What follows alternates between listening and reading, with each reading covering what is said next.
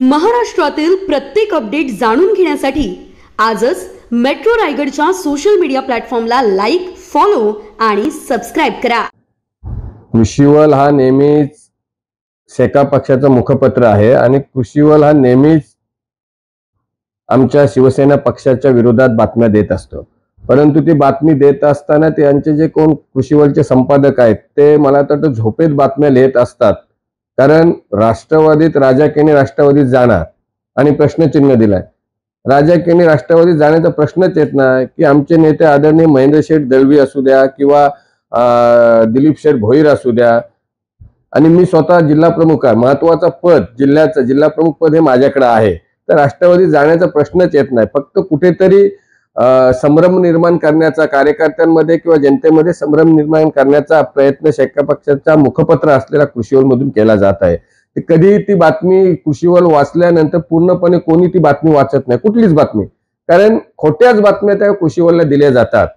त्यामुळे त्यांचं एवढं काही त्यांना महत्व देण्याचं कारण नाही। आणि त्यांनी त्याच्यात बातमीमध्ये लिहिलंय की राजकीयला आमदारही दूर केलंय, छोटम शेठना जवळ केलंय, हे काही नाही। काल सुद्धा आम्ही कार्यक्रमाला पेन विधानसभा मतदारसंघाच्या कार्यकर्त्यांची जी आढावा बैठक होती त्या बैठकीला आमदार महेंद्र शेठ दळवी, छोटम शेठ आणि मी स्वतः आम्ही तिघही बरोबर सोबत होतो।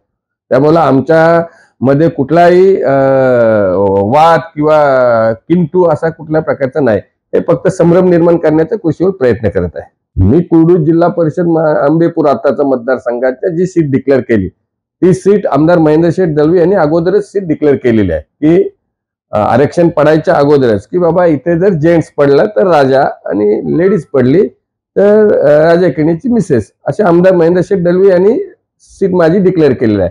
आणि मी जिल्ह्याचा जिल्हा प्रमुख आहे, त्यामुळं आम्ही जो निर्णय घेत असतो तेव्हा सर्व जिल्ह्याची कोर कमिटी असू द्या, विधानसभा मतदारसंघाची कोर कमिटी असू द्या किंवा तालुक्याची कोर कमिटी असू द्या, आम्ही सर्व आमदार महेंद्र शेठ दळवी सर्वांना सोबत घेऊन सर्वांशी चर्चा करूनच निर्णय घेतला जातो। आणि त्यातलाच एक भाग म्हणून आंबेपूर ग्रामपंचायत आंबेपूर जिल्हा परिषद मतदारसंघातला सीट डिक्लेअर करण्याचा भाग होता।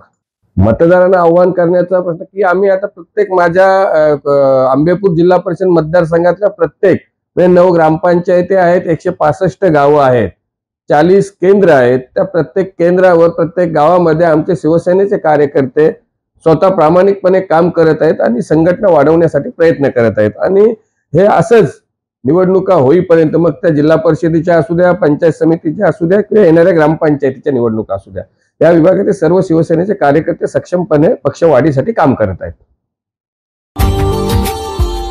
Subscribe now and press the bell icon.